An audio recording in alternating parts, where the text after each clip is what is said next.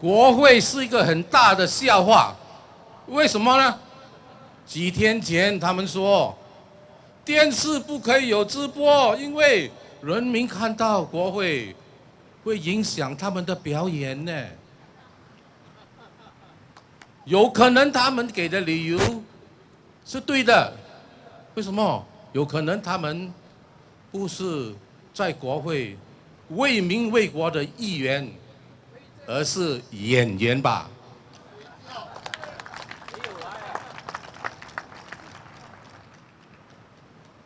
Gilbert Goh, in his latest posting, wrote that I will try to confuse you about the water price increase. I don't think I can outdo the government in confusing you on the water price increase, but I will try my best. You know, Parliament is only telecast live once a year, only one time, and that is when they deliver the budget. So this is the only moment when Singaporeans can see the ministers. In fact, this, is a budget delivery. You can only see one minister, right, live. All the rest of the year, 364 days, is not live. And a few days ago, the reason given as to why Parliament cannot be broadcast live on TV is because it may affect the performance. The highest paid ministers in the world, the highest paid MPs in the world are afraid to be seen and heard by the people live because they are afraid that it will affect their performance.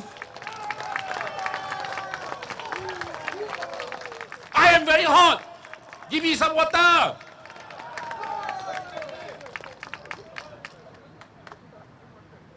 So on February 20th, in the afternoon, 3:30, this is my one chance in a year. Oh, I am honored. The water girl is none other than Han Hui Hui, the only Singaporean who was charged and found guilty for conducting an illegal demonstration at this very place, Hong Lim Park, the only place in Singapore where you can legally protest, and she was found guilty of having an illegal demonstration. Uniquely Singapore.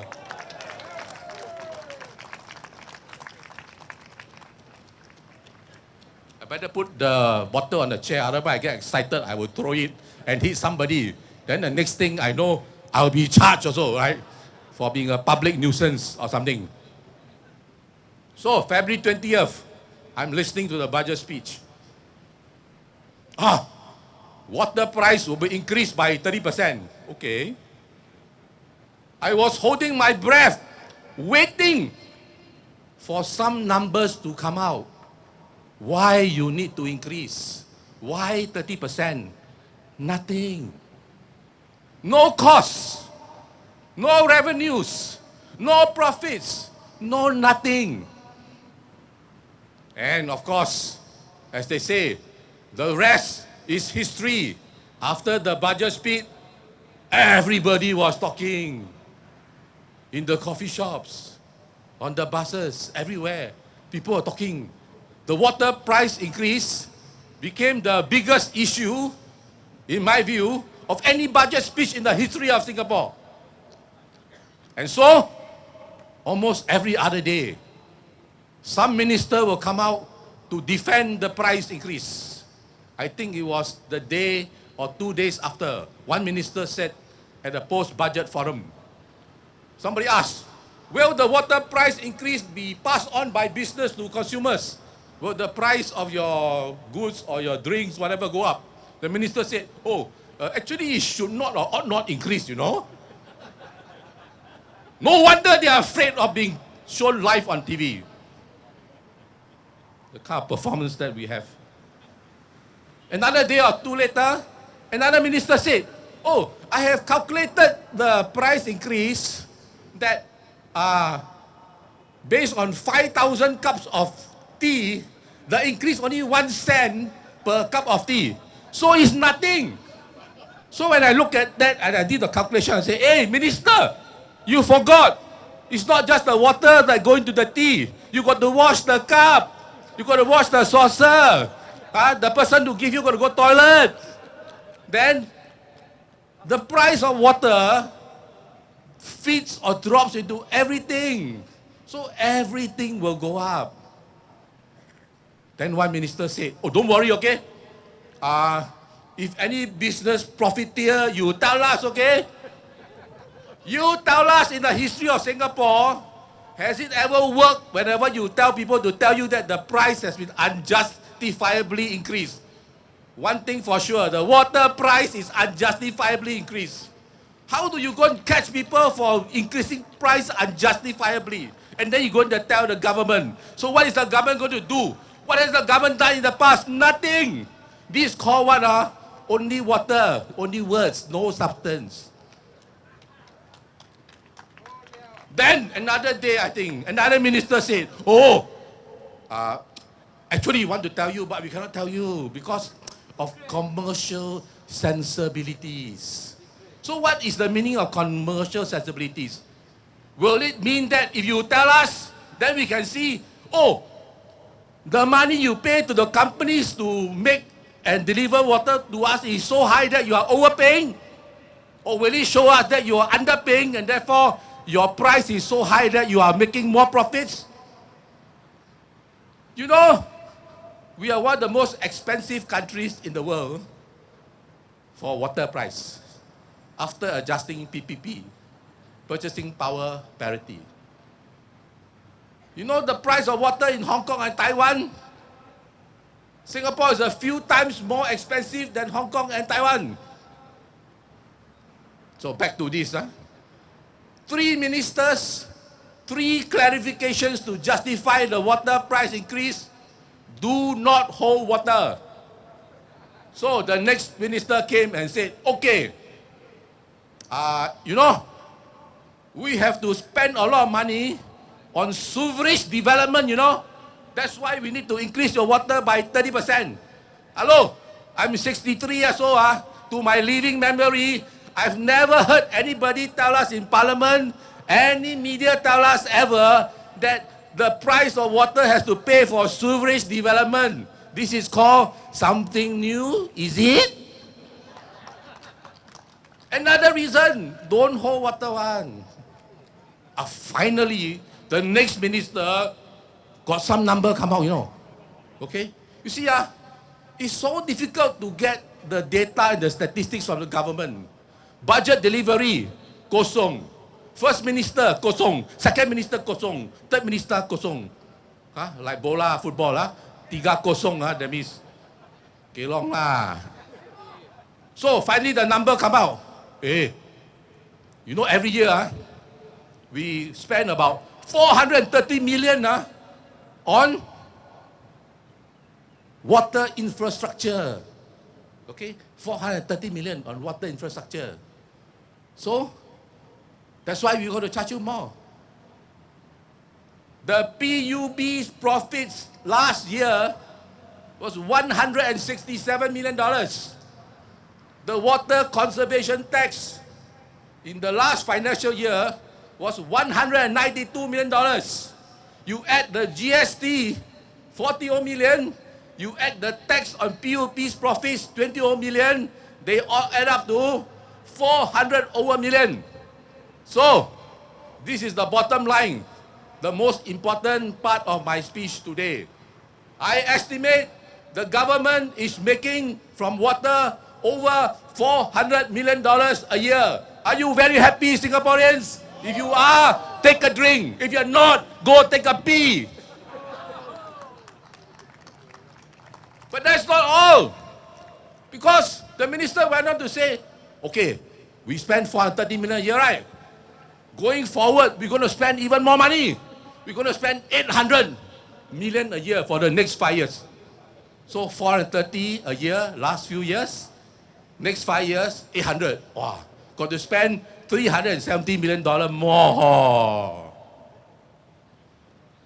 You know, despite spending all this money, 430 million, a year, 7 billion last 15 years. The budget surplus for last year alone was $5.2 billion. So what is this 401 million? Peanuts! Right? If next year the budget surplus is going to be another 5.2 billion, what is the extra 370 million? You know, 5.2 million is already a lot, right? Compared to 400 million. But that's not all. Because in Singapore, when we show the budget numbers, we will charge off transfers to trust and endowment funds as a one-time lump sum expenditure. Under IMF fiscal reporting guidelines, you cannot transfer the lump sum as expenditure because you are transferring, say, a few billion. Every year you're only using 4% of the money to spend. That one should not be counted as an expenditure. So if you follow IMF fiscal reporting guidelines, you add last year's transfers to trust and endowment funds of 3.6 billion, your actual budget surplus last year maybe 8.8 billion. So government collects so much money from you and still want to collect more money from you. What a caring government we have. Don't you think so? Right? What a caring government we have. Our worst economic downturn, increased water lah, increased S&CC lah, increased childcare fees lah, increased parking fees lah. Please don't continue to be so caring, government of Singapore.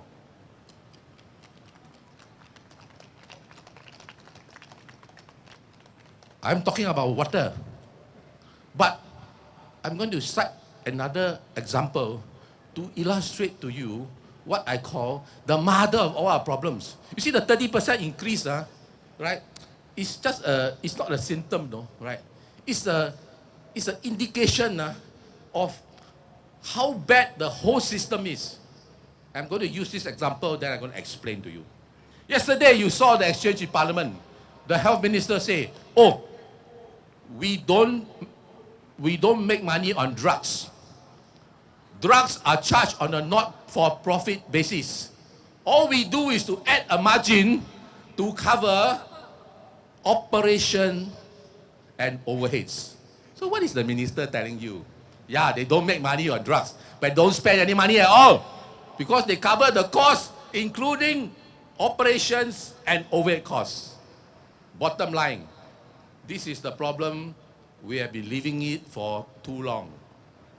Everything that the government does, they want to make money. Many countries spend money on water, we make money. Most, if not all countries, spend money on healthcare, we make money. You know, you look at the latest CPF annual report for 2015. Total government healthcare spending, 9.8 billion. Total Medisave top-ups, Medisave grants to newborns, withdrawals from Medisave for medical expenses, withdrawals from Medisave to pay for insurance premiums. You add all these together, including total government healthcare spending, the number comes up to $13.2 billion. What does that mean? That means 1 year, what the government spend and all the money you take out from Medisave is 13.2 billion. But how much does the government collect every year from Medisave? The annual contribution to Medisave plus the interest on our Medisave balances, I estimate, is at least more than 13.2 million. In other words, from a cash flow perspective, the government collects more money than it spends on healthcare. In other words, on a cash flow basis, the government does not spend a single cent on healthcare, and now they're not going to spend a single cent on water, and they're also not spending a single cent on HDB, and they're also not spending a single cent on CPF. So, I'm angry, I need a drink. Thank you.